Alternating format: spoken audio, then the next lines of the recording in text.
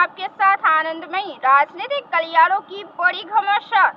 भाजपा के राष्ट्रीय अध्यक्ष बनने की रेस में बिहार से राधा मोहन सिंह का नाम सबसे आगे। राधा मोहन सिंह को भाजपा का राष्ट्रीय अध्यक्ष बनाकर नरेंद्र मोदी और अमित शाह राजपूतों की नाराजगी दूर करने की कोशिश करेंगे। मालूम हो कि मोदी सरकार 3 में बिहार के 8 सांसदों को मंत्री बनाया गया है। हालांकि इनमें एक भी राजपूत नहीं है, जिसकी वजह से राज्य के राजपूतों में काफी नाराजगी देखी जा रही है। गौरतलब है कि लोकसभा चुनाव के दौरान भी भाजपा को यूपी और बिहार के राजपूत समाज की नाराजगी झेलनी पड़ी है। इस दौरान राजपूत बहुल कई सीटों पर बीजेपी को हार का भी सामना करना पड़ा। महाराष्ट्र के सियासी गलियारों का नजारा दिलचस्प। महाराष्ट्र की सियासी गलियारों में डिप्टी सीएम देवेंद्र फडणवीस और पूर्व मुख्यमंत्री उद्धव ठाकरे की मुलाकात की तस्वीरें इन दिनों खूब चर्चा में है, खूब वायरल हो रही है। इस बीच शिवसेना के प्रमुख उद्धव ठाकरे ने कहा कि आज लिफ्ट में देवेंद्र फडणवीस से अचानक मुलाकात हो गई। ना करते प्यार तुम्ही से कर बैठे, ऐसा नहीं होने वाला है। उद्धव ठाकरे की बीजेपी के वरिष्ठ नेता और संसदीय कार्य मंत्री चंद्रकांत पाटिल से भी गुरुवार को मुलाकात हुई। इस पर उन्होंने कहा, मुझे आज चंद्रकांत दादा ने चॉकलेट दिया, लेकिन मेरी मांग है कि योजनाओं का चॉकलेट जनता को ना दे। ममता ने मोदी से मांगे राज्यों के अधिकार। ममता बनर्जी ने पीएम मोदी को लिखे पत्र में राष्ट्रीय पात्रता सह प्रवेश परीक्षा को खत्म करने और राज्य सरकार द्वारा परीक्षा आयोजित करने की पिछली प्रणाली को बहाल करने का आग्रह किया है। उन्होंने आरोप लगाया है कि मौजूदा प्रणाली में बड़े पैमाने पर भ्रष्टाचार हुआ है। उन्होंने कहा, इस संबंध में यह भी ध्यान देने योग्य है कि 2017 से पहले राज्यों को अपनी प्रवेश परीक्षाएं आयोजित करने की अनुमति थी और केंद्र सरकार भी मेडिकल पाठ्यक्रमों में प्रवेश के लिए अपनी परीक्षाएं आयोजित किया करती थी। इजराइल राजदूत के बयान से मच गया बवाल। भारत में इजराइल के पूर्व राजदूत डेनियल कारमोन ने इजरायली मीडिया को दिए एक इंटरव्यू में दावा किया, हमास के साथ चल रहे युद्ध में भारत ने बड़ी मात्रा में हथियार और गोला बारूद देकर इजराइल की मदद की है। भारतीयों ने हमें याद दिलाया है कि कारगिल युद्ध के दौरान इजराइल भारत के साथ खड़ा था। दरअसल इजराइल उन देशों में था जो उस दौरान भारत के साथ खुलकर सामने आ गए थे और हथियार मुहैया कराए थे।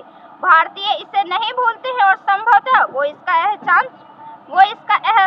चुका रहे। राहुल गांधी का माइक बंद। सदन में जिस वक्त नीट पर चर्चा को लेकर सत्ता पक्ष और विपक्ष के बीच घमासान मच गया था, उस वक्त एक बहुत बड़ा आरोप भी लग गया। दरअसल नेता प्रतिपक्ष राहुल गांधी समेत विपक्षी सांसदों ने कहा कि माइक बंद किया गया है। उनके इशारों पर लोकसभा स्पीकर ओम बिरला ने तुरंत जवाब दिया और कहा कि यहाँ पर कोई बटन नहीं होता है जिससे माइक को बंद कर दिया जाए। कांग्रेस ने भी माइक बंद करने के मुद्दे पर जोरदार हमला बोला। ओवैसी के घर पर हुए अटैक। एआईएमआईएम चीफ ने एक्स पर लिखा, आज कुछ अज्ञात बदमाशों ने मेरे घर पर काली स्याही फेंकी।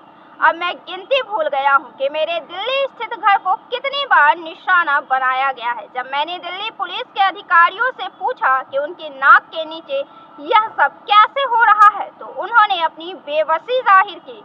असदुद्दीन ओवैसी ने इस हमले के बाद गृह मंत्री अमित शाह पर भी हमला बोला था। उन्होंने कहा, अमित शाह, यह सब आपकी निगरानी में हो रहा है। ओम बिरला, कृपया हमें बताएं कि सांसदों की सुरक्षा की गारंटी होगी या नहीं। मेरे घर को निशाना बनाने वाले 2 कौड़ी के गुंडों से इससे मुझे डर नहीं लगता। सावरकर जैसी कायरतापूर्ण हरकतें बंद करो और मेरा सामना करने के लिए हिम्मत जुटाओ। शाही फेंकने या पत्थर फेंकने के बाद भाग मत जाओ। छवि पर भ्रष्टाचार का सवाल उठाते इंफ्रास्ट्रक्चर मल्लिकार्जुन खड़गे ने लिखा, भ्रष्टाचार और आपराधिक लापरवाही मोदी सरकार के पिछले 10 सालों में घटिया इंफ्रास्ट्रक्चर के ताश के पत्तों की तरह ढहने के लिए जिम्मेदार है।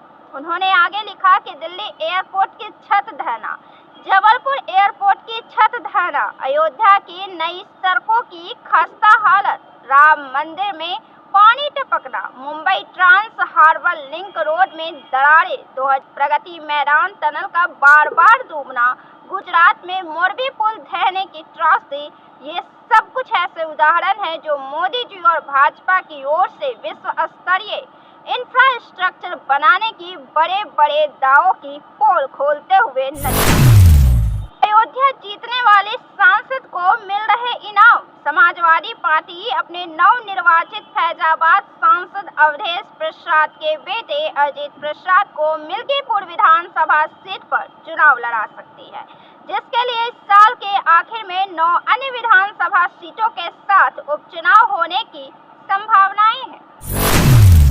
हेमंत सोरेन के सीएम बनने की चर्चाएं तेज, हेमंत सोरेन के फिर से सीएम बनने की सवाल पर यह बताया गया कि इस बार तो जो निर्णय होगा वो पार्टी लेगी, मैं इस पर कुछ निर्णय नहीं ले सकती, जो पार्टी निर्णय लेगी मैं उसका समर्थन करूंगी। महुआ ने कहा, हेमंत जी की रिहाई से हमारे कार्यकर्ता और झारखंड की जनता में बहुत 2025 में चुनावी तस्वीर पर कलह होने शुरू, अश्विनी चौबे ने साफ कहा कि 2025 में भारतीय जनता पार्टी के नेतृत्व में ही चुनाव लड़े जाएंगे।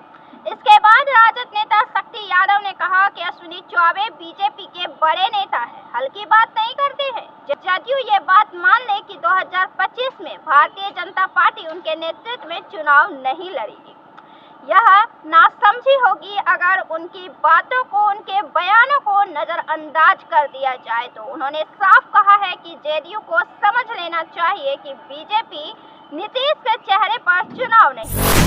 प्रशांत किशोर मौके की तलाश में बदल गई सुर, प्रशांत किशोर ने कहा कि नीतीश कुमार बीजेपी की ऐसी मजबूरी है कि जैसे ही उनको बिहार के मुख्यमंत्री पद से हटाया, ठीक वैसे ही उधर बीजेपी वालों के लिए दिल्ली बचाना मुश्किल हो जाएगा। प्रशांत किशोर ने भारतीय जनता पार्टी की मजबूरियों पर बात करते हुए कहा कि देश में लोकसभा रिजल्ट ऐसा आया है कि बीजेपी वाले चाहकर भी नीतीश कुमार को हटा नहीं सकते हैं। पीके ने यह भी कहा कि आलम देखिए, बिहार की जनता जब नीतीश कुमार को हटाने के लिए कमर कस चुकी है, बीजेपी को दिल्ली बचाना है तो नीतीश जी को कुर्सी पर बिठाना जरूरी होगा, और इसके अलावा अगर नीतीश को कुर्सी पर बैठाए रखा तो बीजेपी बिहार हार जाएगी। मध्य प्रदेश में कांग्रेस ने सीएम पर कसा तंज, पूर्व मुख्यमंत्री कमलनाथ ने ट्वीट कर लिखा कि मध्य प्रदेश सरकार वित्तीय वर्ष 2024-25 के लिए 88,450 करोड़ रुपए लेने जा रही है। इसके पहले मध्य प्रदेश पर 3.5 लाख करोड़ से अधिक का कर्ज है। वर्तमान में प्रस्तावित कर्ज के बाद मध्य प्रदेश पर लगभग 4.38 लाख करोड़ का कर्ज हो जाएगा। कर्ज में डूबी मध्य प्रदेश सरकार की हालात यह हो चुकी है कि अब इन्हें कर्ज का ब्याज चुकाने के लिए भी कर्ज लेना पड़ता है। यह गलत आर्थिक नीतियों और अपरिपक्व निर्णयों की देन है। तेजस्वी ने साधा करारा निशाना, तेजस्वी यादव ने कहा कि भाजपा एनडीए की सरकार है तो सत्ता पक्ष और उनका अभिन्न अंग मीडिया इसे भ्रष्टाचार तो कदापि ही नहीं कहेंगे। डबल इंजन की सरकार के पायलट अब कहेंगे कि शुक्र मनाओ कि 10 दिन में 4 ही पुल गिरे हैं, 10 तो नहीं गिरे ना। ये पायलट यह भी कहेंगे कि पुल गिरने के दोषी तो विपक्ष और जनता है। ये कहते हुए तेजस्वी यादव ने इस बार बीजेपी पर करारा निशाना साधा।